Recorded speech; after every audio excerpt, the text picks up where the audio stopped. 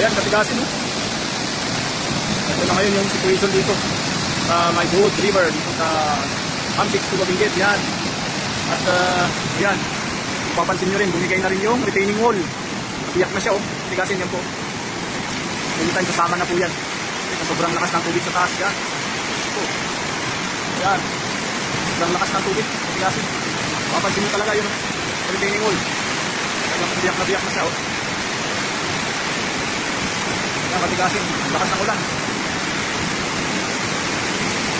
Ayan. Ito po, nanggagaling lahat dito sa Camp 7, sa taas, sa Baguio City. Tubig. Ayan yung ginagawa pang retaining wall. Ayan yung pumunta yung tubig. Ayan lang.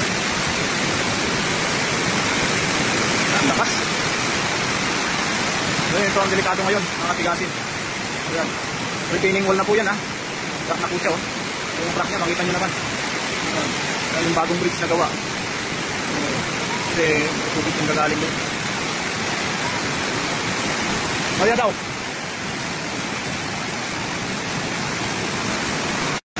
Hello, katigasin. Ito yung magagawang bridge, oh. Yan. Siyempre, yung screen na rin, puno na ng bato. Yung delikado dyan, baka bumigay na yung screen. Siyempre, parang puputok na yan. Sobrang puno ng bato, yun, oh. Yung puno na siya, oh. Walang katigasin. Ingat-ingat po tayo. Yan yung screen. Ito yung dalawang screen. May dalawang screen yan, eh. Ayan, taas pa. Grabe yung volume ng tubig. Yan. Yan, katigasin. Ito yung retaining wall dito sa Buhod River, oh. Nag-crack na rin siya. Yan po, mga katigasin. Ito naman yung bagong gawang bridge. Ito yung screen, oh. Puno na rin yan ng bato. Kaya anytime mag-i-snap yan.